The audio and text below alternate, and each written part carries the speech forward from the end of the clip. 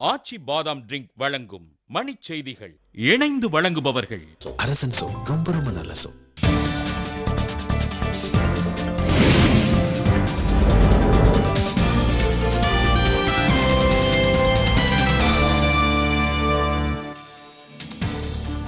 Libya நாட்டில் மேலும் 20 இடங்களில் அமெரிக்க கூட்டுப்படையினர் வானூர்திகள் மூலம் தாக்குதல்.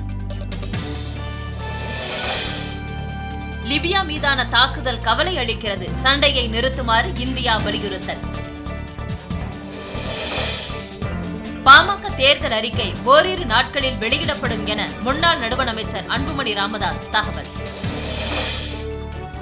மதிமுகவை ஜெயலலிதா புறக்கணித்து விட்டதாக நடுவண் அமைச்சர் மு.க. அழகிரி குற்றச்சாட்டு.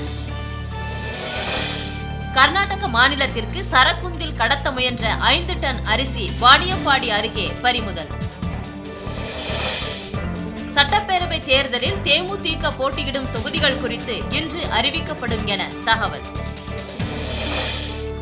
விக்கிலீக்ஸ் விவகாரத்தில் இரட்டை நிலையை கடைபிடிக்கவில்லை என பாஜக விளக்கம்.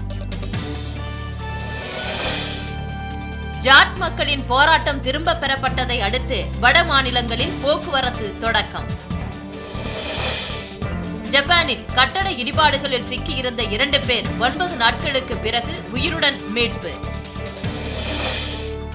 மேற்கிந்திய தீவுகள் அணிக்கு எதிரான போட்டியில் சொற்ப ஓட்டங்களில் சச்சின் காம்பீர் ஆட்டமிழப்பு.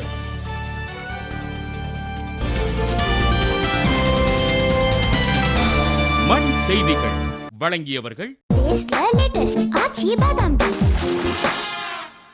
இணைந்து வழங்கியவர்கள் அரசன் சோ, ரொம்ப ரொம்ப நல்ல சோ.